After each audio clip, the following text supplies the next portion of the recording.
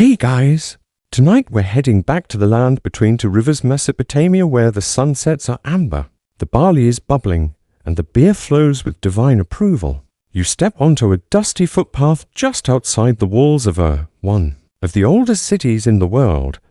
The air smells faintly of baked clay, wood smoke, and something yeasty. Maybe bread, maybe beer, probably both.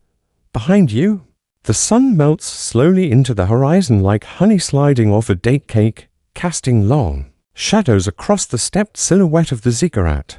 Lanterns made of carved alabaster begin to glow faintly as vendors light oil wicks one by one, and a warm hum of evening chatter rises from the market square. You pass a group of men lounging on low stools, sipping from tall ceramic mugs with long straws because the sediment in their unfiltered beer settles like swamp muck at the bottom. One man laughs too hard at a joke about a lazy goat herder. Another gestures animatedly with a chunk of barley bread in his hand. You catch a whiff of something fried. It might be onions or frogs. You don't ask. This, you're told, is the end of a long workday in around 2300 BC. Artisans, merchants, temple workers, and farmers gather to unwind. And how do they do it? With beer. Lots of beer. And they don't even need to pay. Most of them are literally paid in beer. So, before you get comfortable, take a moment to like the video and subscribe, but only if you genuinely enjoy what I do here. Also, feel free to drop your location and the local time down in the comments. I love seeing where and when you're tuning in from. Now, dim the lights. Maybe turn on a fan for that soft background hum, and let's ease into tonight's journey together. You wander toward a stone bench as the babble of voices folds into a sleepy rhythm. A small boy runs past you chasing a dog. A woman balances a jug of beer on her shoulder, headed for what might be a tavern or a shrine. It's hard to tell sometimes in Mesopotamia. Sacred and social often blend together here in ways that might confuse your modern brain. Is this a bar? Is it a place of worship? Yes. Also no. It's both. The sky is now deepening to cobalt and stars prick the dark. The moon, full and familiar, hangs over the Euphrates like a lazy coin tossed into a dark river. You settle onto a worn step beside an elderly man who's humming a tune that might be religious or just catchy. He dips his straw into his mug, again slurps and sighs with theatrical pleasure. Best batch this moon, he tells you in Akkadian, which somehow you understand. Go with it. You're witnessing what historians half-jokingly call the world's first happy hour. But don't get too excited. There's no DJ, no 2-for-1 coupons, and definitely no mozzarella sticks. Still, what you do have is something surprisingly familiar, a shared ritual of winding down after labor, connecting with others, and gently numbing the edges of the day. And if you're wondering whether you'd enjoy it, let's just say this.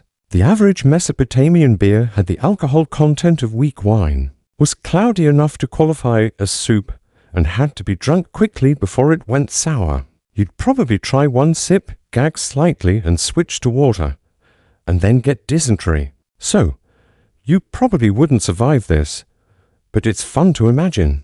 The crowd around you starts to grow quieter as night sets in. A reed flute plays somewhere, near a vendor's stall, and you catch the soft thud of a mortar grinding spices. A child giggles. Someone nearby tells a story about a man who tried to cheat the temple out of beer tokens, and ended up cursed with hiccups for life. You chuckle softly and take another imaginary sip. Historians still argue whether these early drinking scenes were strictly communal events, or had distinct class lines after all. Royals drank differently than workers, and priests had their own rituals entirely. But tonight, the lines blur.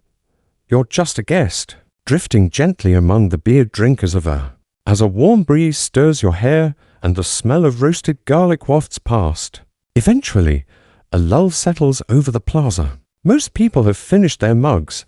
A few lie stretched on mats, heads cradled in their arms. Murmuring half-formed thoughts to the stars, you stay seated, absorbing the slow tempo of this ancient city in a world without Netflix, AC, or 9 to 5. Jobs, the idea of leisure is shaped by shadows and starlight, stories and shared drinks. Tonight, you belong to that rhythm. The mug in your hand feels satisfyingly warm from the residue of fermented barley. And even though you're not quite sure how you got here or how you suddenly speak Sumerian, you're beginning to understand why these evenings mattered so much. Let's face it, life in 2300 BCE isn't easy. You don't get weekends. You don't get paid time off. You don't even get a couch. Your job might involve hauling irrigation canals with a shoulder-worn basket, chiseling lines of cuneiform until your fingers go numb, or hauling bricks for the temple sunup to sundown. So, when work ends and the air finally cools, it's time to find joy wherever you can. And in Mesopotamia, joy often means beer, company, and a good story or several. You walk a little further through the courtyard. There's a gathering around a wide reed mat where someone's retelling the story of Gilgamesh for the 100th time, but no one seems to mind. The details are always changing anyway. Sometimes the monster Humbaba is 30 feet tall. Sometimes he just has bad breath. The important part is the rhythm of the voice, the comfort of the repetition, and the chance to lose yourself in a tale older than the pyramids.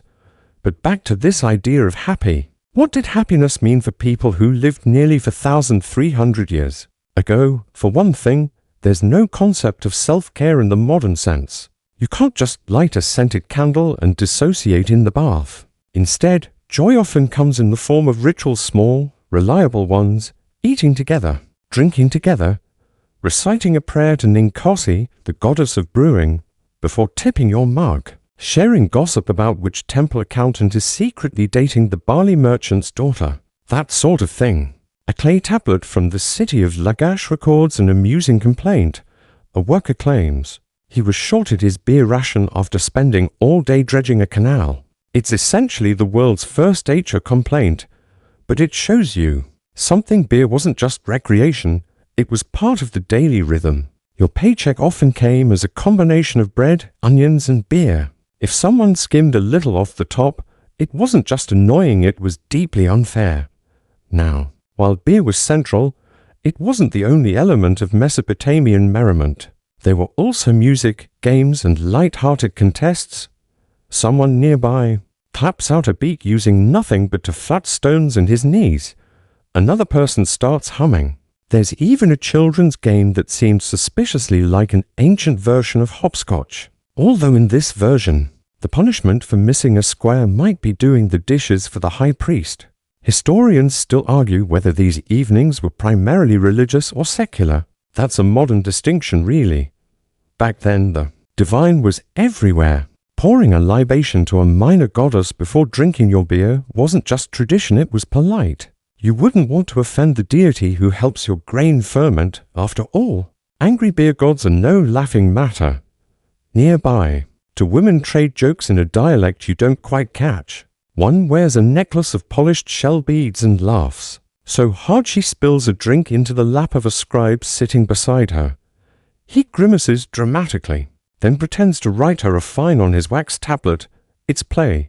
It's community. It's a kind of joy that exists entirely in the present moment. As the night wears on, someone passes you a small dish of roasted chickpeas and pickled vegetables. The flavors are sharp, salty, and oddly refreshing after the beer. A man with a reed flute plays a tune you swear you've heard before, maybe in a dream, or maybe in a modern elevator. Who's to say? You find yourself reflecting on just how inventive these people were in carving out pleasure from a pretty harsh world. Life expectancy wasn't great. The gods were moody. Taxes were high. There were wars. There were floods. But still people gathered, drank, talked, and laughed. Not so different from now, minus the smartphones and the air conditioning. Someone begins singing, low and off-key. It's a hymn, maybe, or maybe just a lullaby. You're not sure. The stars overhead shimmer a little more brightly now, or maybe your eyes are just adjusting to the dark. You feel the soft press of clay beneath your sandals. The smells, the yeast, the smoke, the dust wrap around you like an old blanket. You are fully immersed in this quiet, communal moment. A people who baked their bread in dome-shaped clay ovens, who irrigated fields with water clocks and canal systems, who trusted the stars to tell them when to plant and when to rest. They also knew how to enjoy themselves in a calm, deliberate way. And sure, there were no electric lights or Spotify playlists, but the ambience? Chef's kiss dot as you lean back, gazing at the faint outline of the moonlit ziggurat. A thought crosses your mind. Maybe happiness hasn't changed all that much after all. It's still found in shared space, a bite of something savory, and the sound of other humans laughing gently in the dark. Asterisk. You shuffle your feet across the packed earth, kicking up just enough dust to be politely ignored by your neighbors. A woman holding a half-empty jug waves you over. Try this batch, she insists, pouring a cloudy, golden-brown brew into a curved clay cup. It's from yesterday's mash, still young, but it sings. You nod politely and take a sip. It does not sing, it sort of gurgles. The taste is strange, sour-sweet, and a bit like what you imagine bread might taste like if you left it in a boot. But here in ancient Mesopotamia, this is delicious. You glance around and notice others, slurping happily through long straws made of bronze or hollow reeds, trying to avoid the sludge at the bottom, the yeast, the husks, the mysterious floaty things no one talks about. You're drinking history's first beer, or at least the earliest intentionally fermented beverage we know about, because the origins of beer are murky, to say the least. Historians still argue whether beer was invented on purpose or whether it was a happy, moldy accident.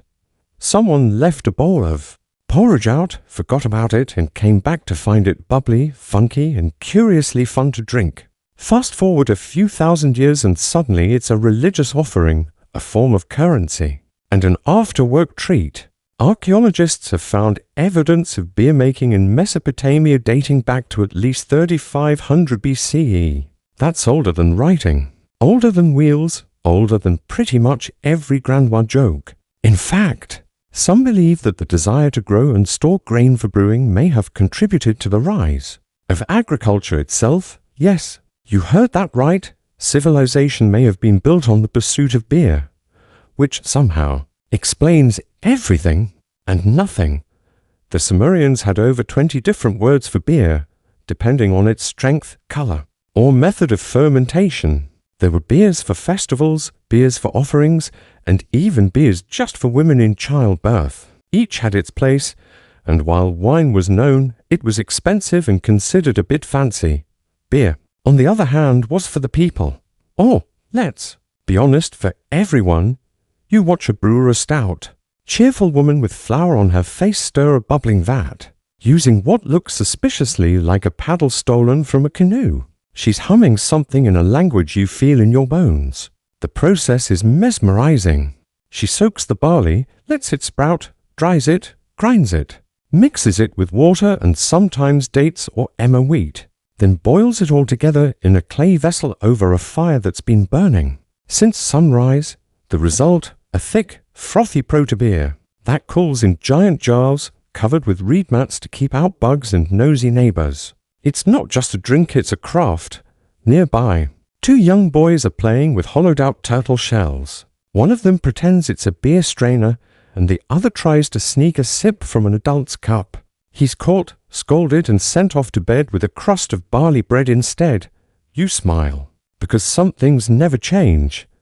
You wander toward the temple brewery where the real magic happens.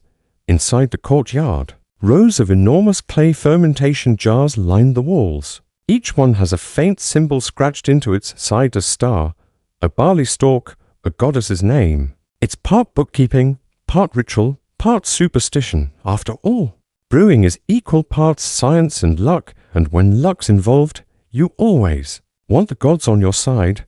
The goddess of beer, Ninkasi, isn't just a deity. She's the heart of the process. Every step of brewing is accompanied by whispered hymns or murmured prayers. One of the oldest known poems in the world, the hymn to Ninkasi, is basically a brewing manual set to music. Think of it as a recipe/Spotify playlist.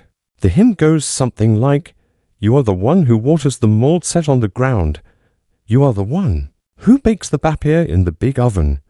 You are the one who pours out the filtered beer of the collective vat. It is like the onrush of the Tigris and Euphrates. Catchy, right?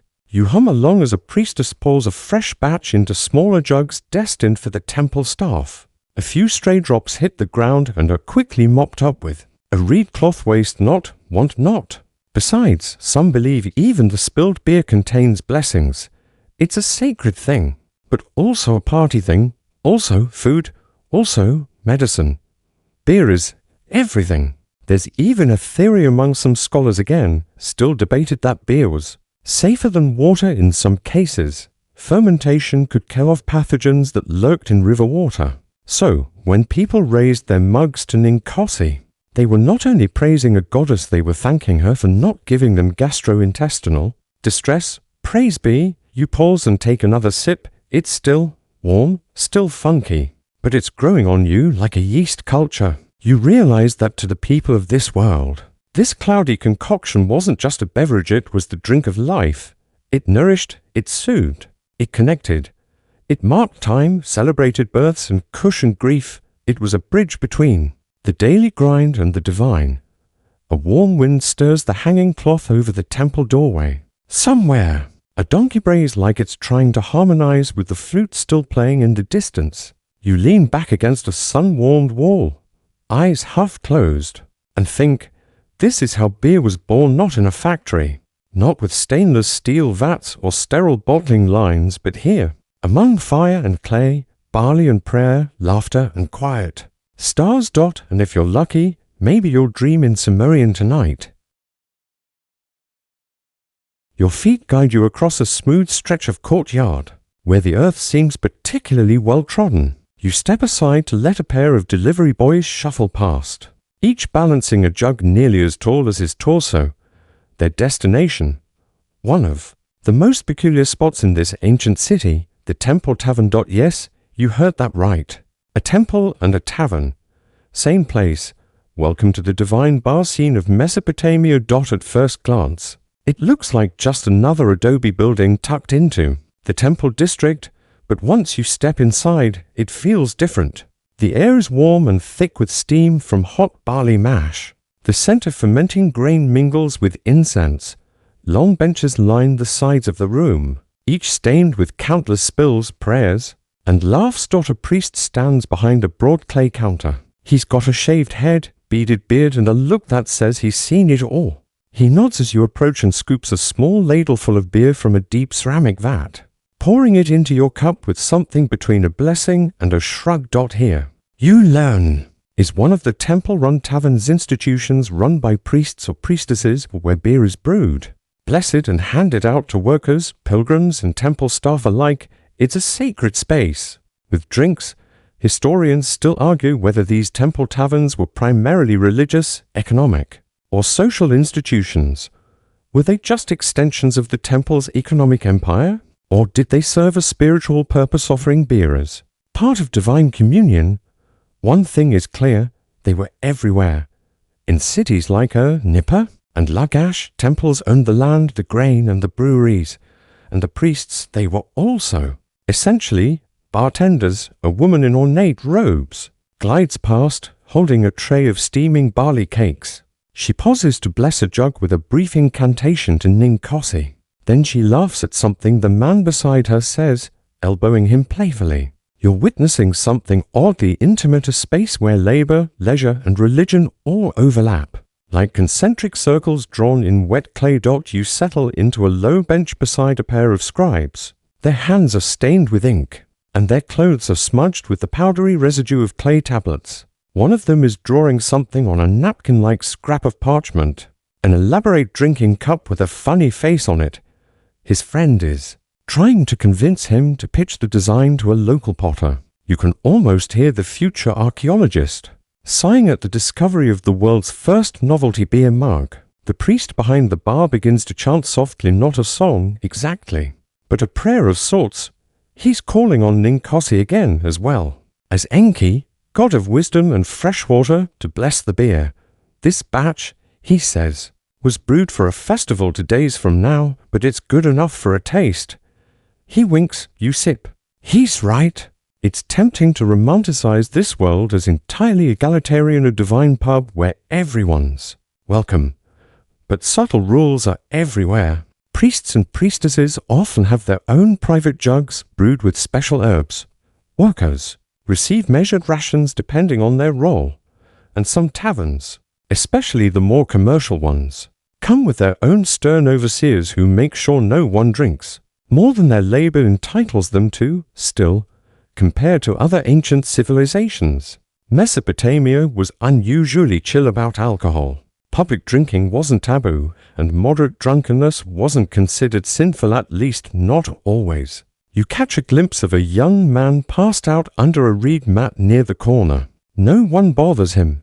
A child drapes a cloth over his legs. He'll wake up later and stagger home with the help of a cousin or a friendly goat.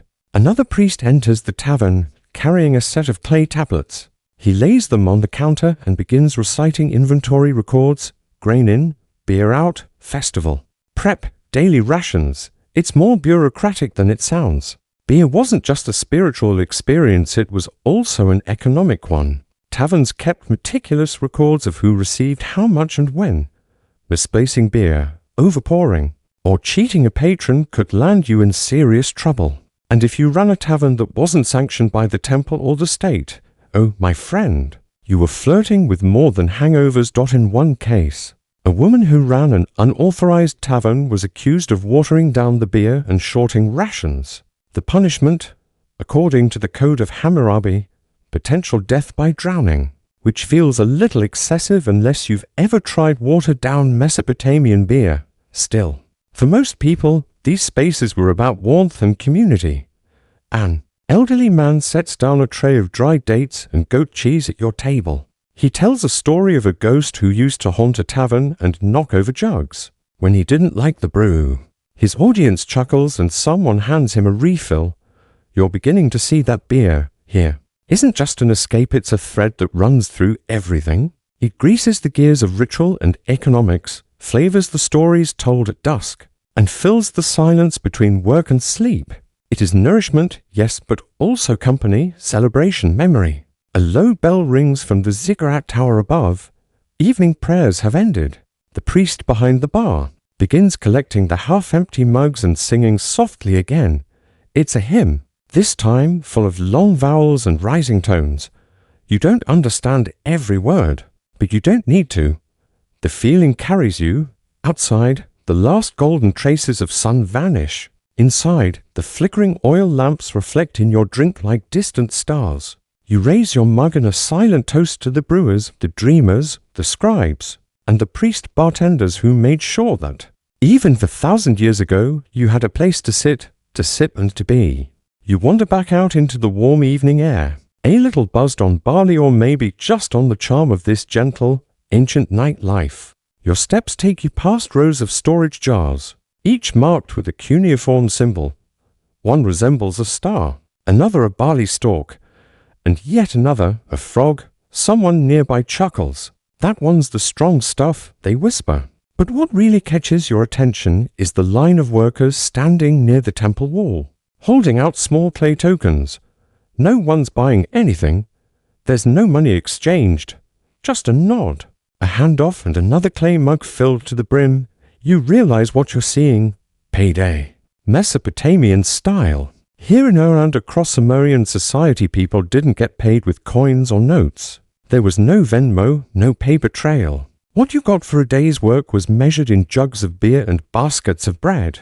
Literal sustenance for your labor. The token system is fascinating. Each worker, whether hauling reeds, inscribing laws, or baking bricks, receives a small clay piece inscribed with their job, the quantity of rations they're owed, and sometimes the deity overseeing their work sector. You can't eat the token, but you can exchange it for food and drink at designated stations, often connected to the temple or the central granary. And the most prized ration of all, beer. Historians still argue whether these tokens were a kind of proto-currency or simply a form of bureaucratic bookkeeping. Either way, it worked. The state and temple could feed thousands of workers every day with this system, and the people got their pay without needing to carry silver or worry about theft unless someone really liked your mug. One man ahead of you in line is given a double ration. He holds up his clay token with a bit of pride. 3 weeks digging irrigation trenches, he says. Wiping his brow dramatically, "They say I unearthed a god's toenail." You suspect he's exaggerating. Or maybe not. This is Mesopotamia divine. Body parts pop up all the time. You glance at a nearby board where the daily rations are posted in cuneiform script. Workers, 2 liters of beer. Scribes, 1.5 liters.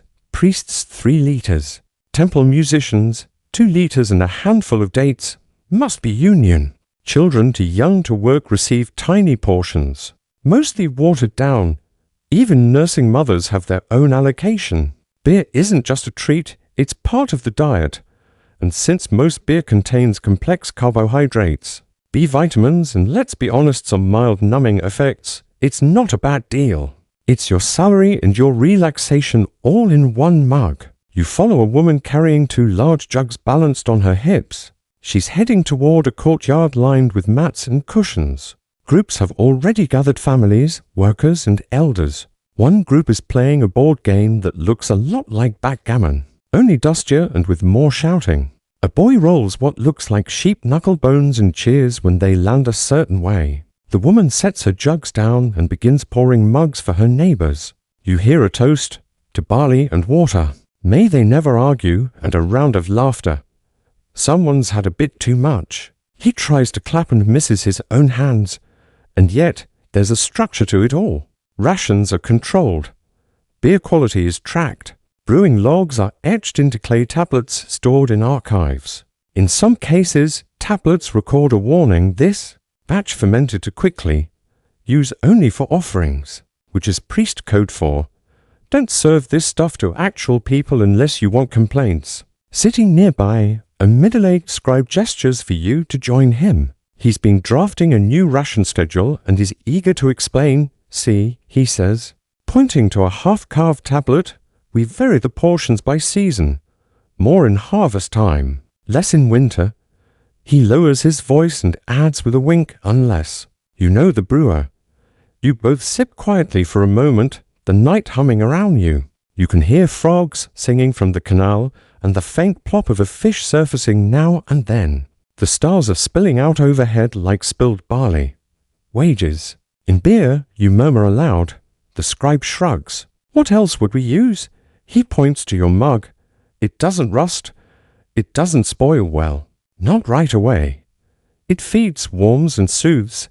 It's fair payment. Fair indeed." You think of modern jobs, of direct deposits and spreadsheets, and you have to admit, there's something comforting about being handed a jug of beer. After a long day, knowing you earned every drop. Of course, not all beer was created equal. Some batches were spiced with coriander, dates, or even honey luxuries for the elite or for festival days. Others were bitter and flat. Punishment in a mug. Rumor has it that one brewer, lazy with his mash, ended up reassigned to latrine duty. There's a rhythm to this society, one built not just on clay and canals, but on mugs and mouthfuls. Beer is currency, comfort, and calendar. It tracks time, marks labor, and makes life brief and brittle as it is a little warmer. You lean back again, letting the quiet flow over you. Somewhere a flute begins its tune once more. The scribe beside you has nodded off, his head tilted back against a jug. A cat curls up on a cushion nearby. All is well. And tomorrow you'll do it all again. The moon has climbed higher now, casting pale silver across the streets of her. The temples glow like quiet sentinels in the night, their sharp edges softened by torchlight. You drift toward the edge of a small gathering where a woman in bright robes stands before a low altar, her voice rising in song.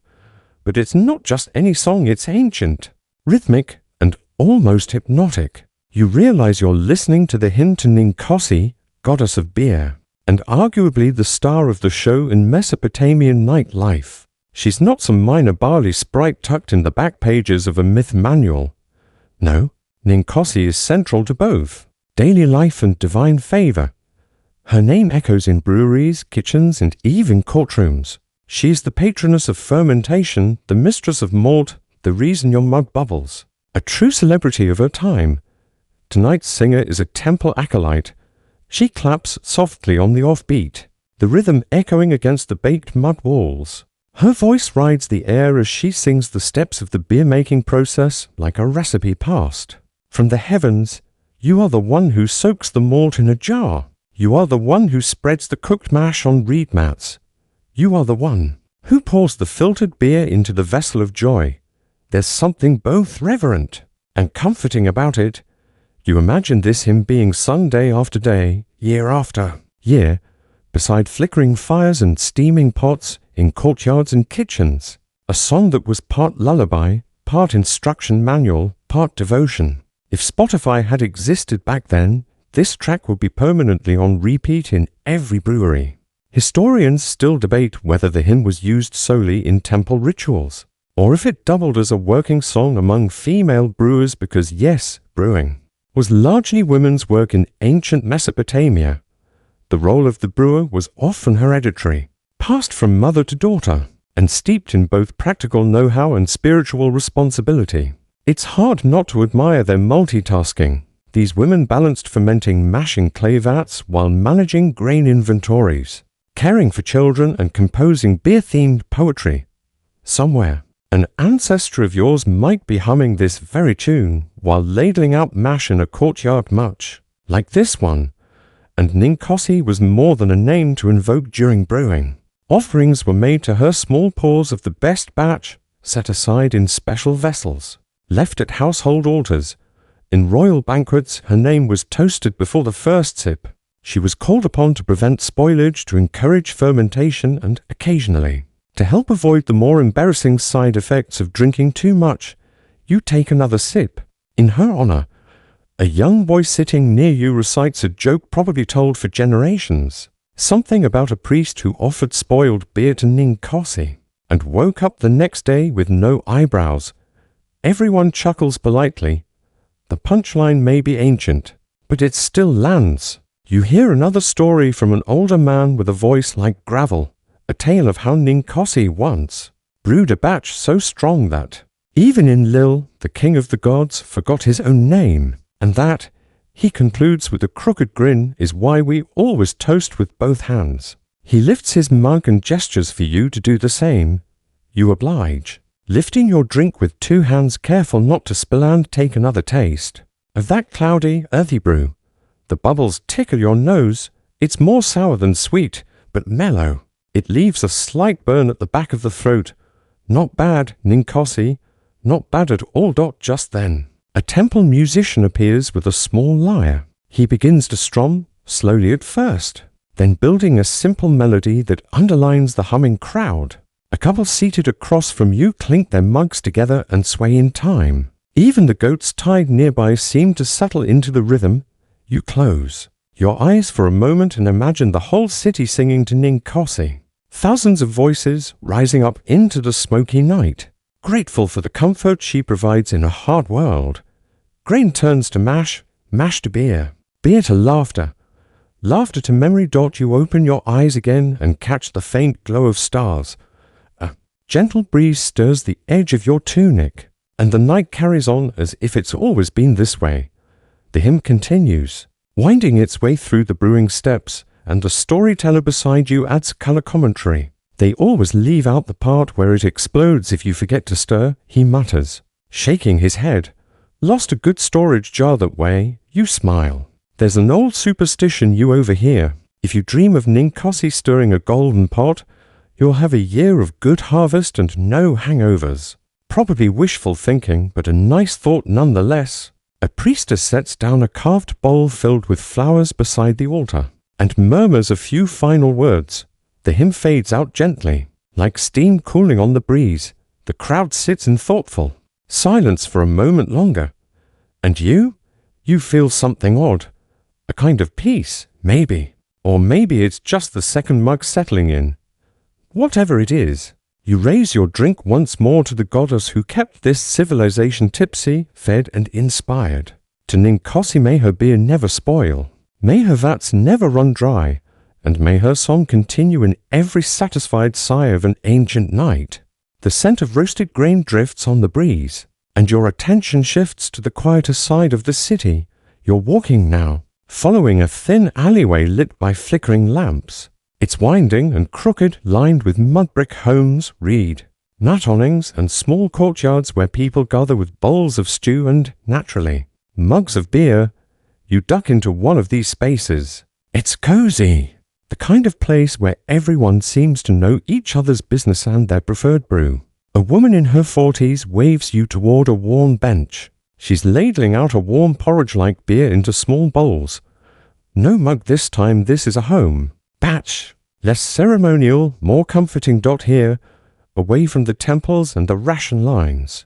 Beer culture takes on a domestic form. These aren't priest-run taverns or city-sanctioned breweries. This is neighborhood stuff, home-brewed, unfiltered, probably a little bit illegal. Historians still argue whether these informal beer houses were considered respectable or risque. On one hand, many were run by women who provided food, drink, music, and a warm place to rest, community builders in their own right.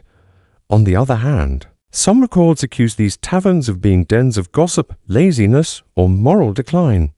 You imagine it depended a lot on who was writing the tablets. Tonight, this home-brewed beer is thick, slightly smoky, and served with dried fish and lentil cakes. The host proudly tells you her mother passed the recipe down and her mother before that. Same jar. 2, she adds, tapping the side of the vessel. Never cracked. Not once. You nod. Not quite sure if that's impressive or alarming.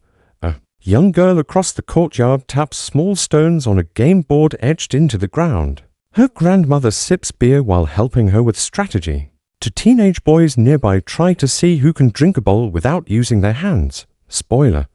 They both fail and now smell like soup. One of the more interesting things you notice is how beer, here, bridges generations. It's not hidden from children or treated as taboo. Instead, it's part of daily life. Watered down or modified for young ones, sure, but still present.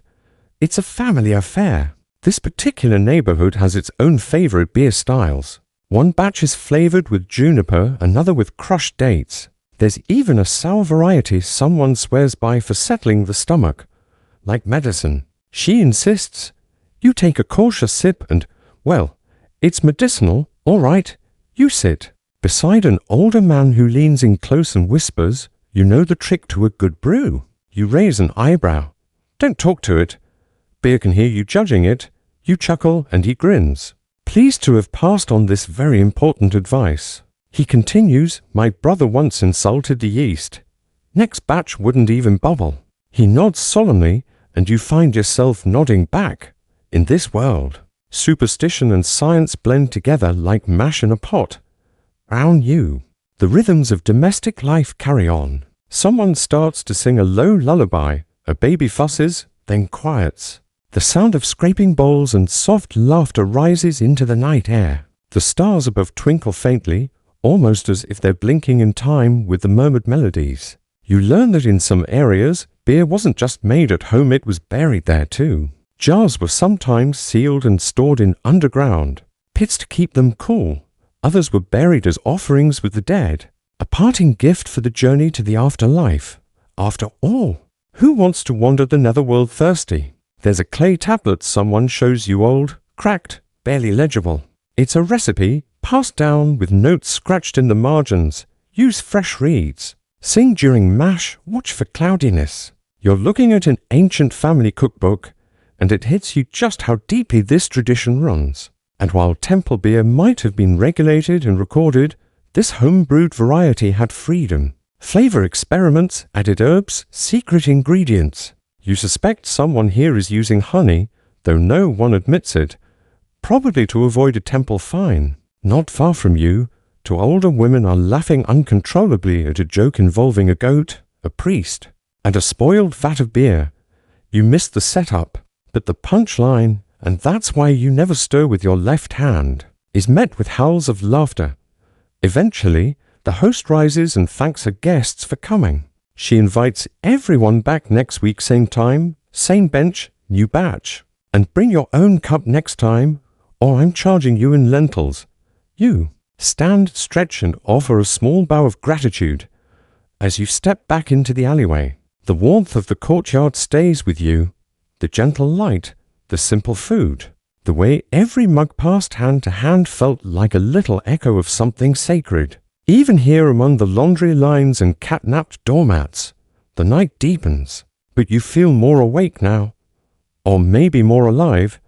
You realize that for all its rustic charm, ancient beer culture wasn't just about the drink, it was about who you shared it with. It was about the fire, the stories, the belly laughs, the quiet understanding. And in a world without clocks or calendars, maybe this was how time passed, one mug at a time. The alley gives way to an open plaza, bathed in moonlight and gently buzzing with late-night activity. The cool air carries the scent of warm grain, damp earth, and a whisper of sandalwood incense from a nearby shrine. You slow your pace, catching fragments of conversation as you pass, someone discussing harvest schedules, someone else recalling a dream they had of a talking date palm, normal Mesopotamian things. In the center of the plaza, a low platform stands with several clay jars sounding, it each tall, lidded and painted with faint geometric symbols. You realize these are standardized beer measures, and you've stumbled into one of its more peculiar public features, a beer regulation stand. Yes, even for 1,000 years ago, people wanted to make sure they weren't being short-poured. You approach an elderly man, clearly the beer inspector, who's measuring out a thick, soupy batch into a test jar. He squints, leans close, mutters something about 3 fingers of foam, and nods in approval. This may be history's earliest quality control officer, and he takes his job very seriously. Turns out, beer regulation was a cornerstone of Mesopotamian city life, with beer functioning as both sustenance and salary, making sure no one diluted it, overserved it, or mislabeled it was crucial. The temple, the city leaders, and even private merchants all relied on fairness, because cheating people out of their beer could lead to unrest faster than a tax hike. One surviving Sumerian law code, not quite as dramatic as Hammurabi's, but still sharp, makes it clear if a tavern keeper waters down beer, or serves smaller portions than agreed upon, fines or exile could follow. Harsh, maybe, but you'd be grumpy too if someone shorted your barley buzz after 12 hours hauling bricks in the sun. Historians still argue whether these inspectors were temple-appointed or part of a civic administrat. But the effect is clear. Beer was measured, monitored, and treated with a reverence somewhere between fuel and faith. You move along, watching a brewer in a booth nearby lift the lid off a fresh batch to let it breathe. Steam curls up into the night, and the scent hits you like a warm barley hug. A small crowd gathers to inspect the color and clarity or lack thereof. Want to try the new moon batch? The brewer asks. You nod, and he pours you a ladleful into a shallow dish. It's darker than the others you've tried, almost reddish-brown. You sip and find it tangy, earthy, with a hint of something like citrus and smoke. We brewed it at night under a full moon, he explains. Some say the yeast listens better after sunset. You're not sure if he's serious, but you appreciate the drama. You notice a young woman nearby with a tablet and stylus, marking down comments from tasters. She's part of a new initiative, she says, to track flavor trends across neighborhoods. More people are asking for thicker beer lately, she tells you, and more sweetness during flood season. Market research, Sumerian style. Behind, a tall man in blue robes stands on the edge of the platform and loudly proclaims the arrival of a beer contest. Apparently, tonight is not just any night, it's the eve of a small local festival. And that means public judging. 3 brewers step forward with their best batches, their jars are lined up, ladles gleam. Tension rises, each contestant steps forward, announces their batch with a bit of flair. This one includes toasted emmer and a touch of pomegranate, and then watches nervously as the panel sips. The judges are serious. One is a priest, one a brewer from the temple. The third an older woman with many rings and absolutely no time for weak fermentation. She sniffs, swishes, nods once. That's the most approval anyone gets.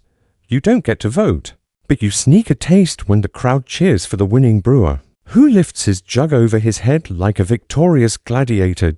This festive side of beer, the rituals, the competitions, the civic pride is something you hadn't expected. For a drink so simple in its ingredients, the culture wrapped around it is rich, nuanced, and full of meaning. A nearby merchant begins singing a chant about a brewer who won a contest, married the judge's daughter, and ended up accidentally fermenting pickled turnips in his wedding brew.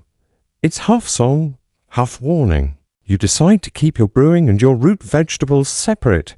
Eventually, the plaza quiets again. The beer jars are closed.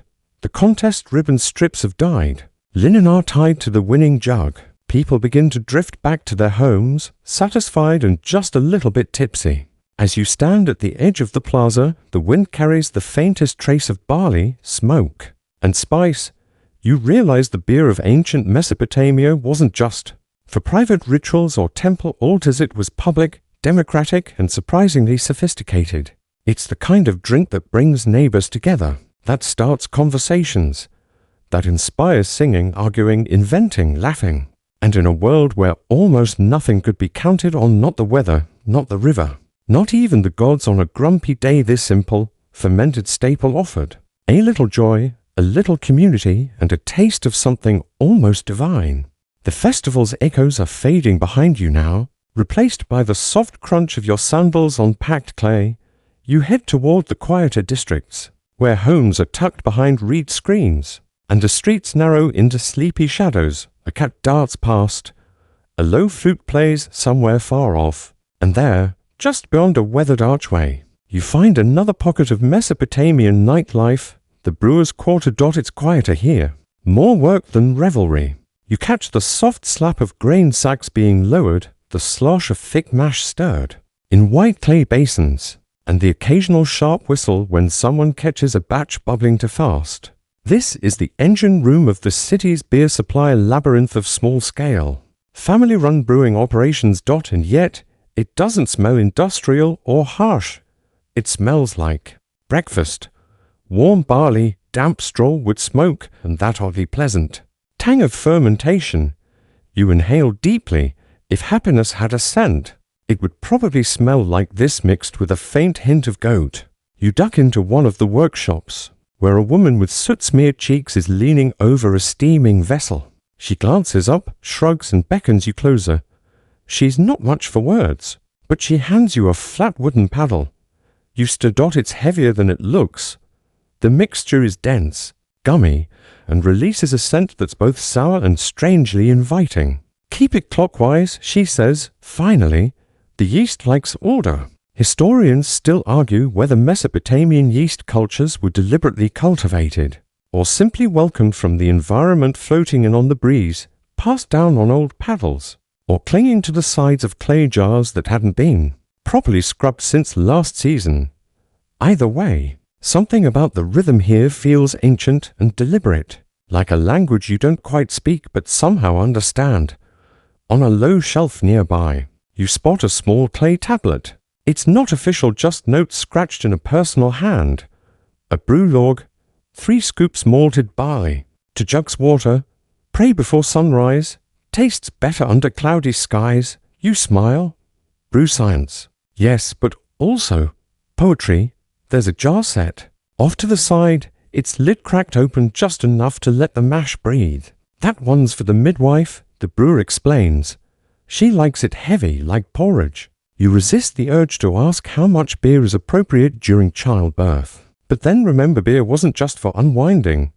It had medical uses. In fact, you learn, Mesopotamians used beer as a base for dozens of medicinal remedies. Mixed with herbs, minerals, or even powdered insects. Don't ask. Beer was administered for everything from toothaches to digestive troubles to childbirth pains. One clay tablet even suggests beer as a cure for a snake bite. Although how effective it was remains unsurprisingly unclear. Warm beer is best for the stomach, the brewer tells you, pouring a cup from the midwife batch. You sip. Carefully. It's thick, sour-sweet, and oddly soothing, like someone turned oatmeal into a spot treatment. Not far away, another brewer is experimenting. You see him gently tipping a handful of ground coriander into the mash. His apprentice frowns. Too spicy, he mutters. The older man shakes his head. You'll see. Experimental brewing, it turns out, isn't just a modern craft beer thing. Ancient Mesopotamians tried everything: date syrup, honey, pistachio oil, juniper, even crushed petals. Some brews were designed to be drunk cold, others warm, some fermented for only a day, others for weeks. And each brewer guarded their recipe like a state secret. You pass a shelf of drinking straws, yes, actual straws made of reeds, hollow bone, even bronze. Beer was often so thick with sediment that straws were the best and only way to drink, without getting a mouthful of barley sludge. Some straws were plain, others were decorated with beads or etched with symbols. It wasn't just a tool, it was a status marker. You begin to wonder if the phrase fancy straw might have existed back then. One brewer waves you over to show off his cooling technique. He's buried his jars in damp sand under a shaded alcove, hoping to keep the beer from souring to fast in the heat. It's clever, and also reminds you how little margin for error existed here.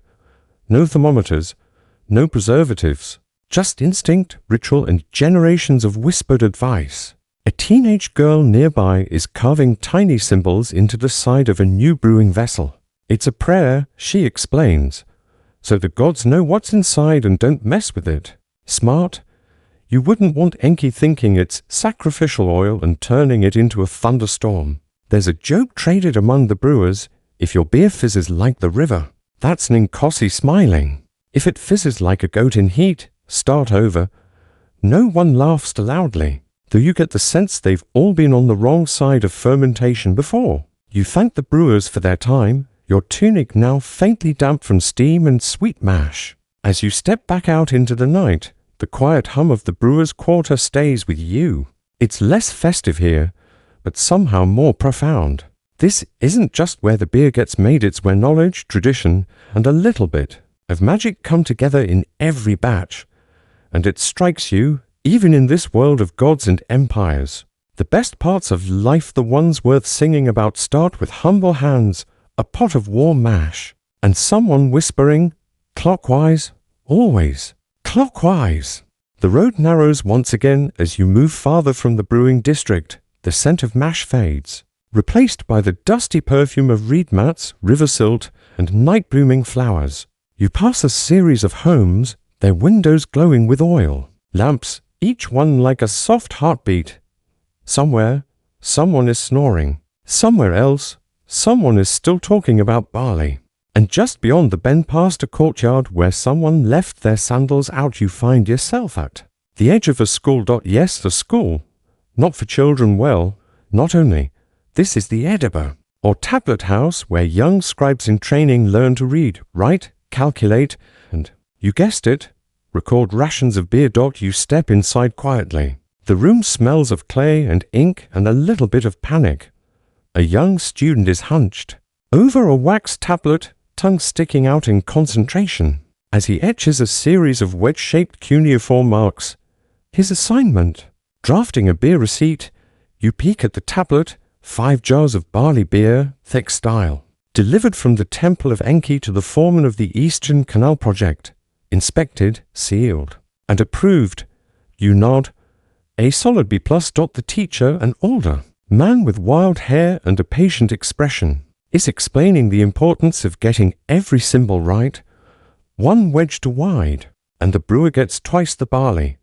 1 stroke too short, and the priest accuses the foreman of theft.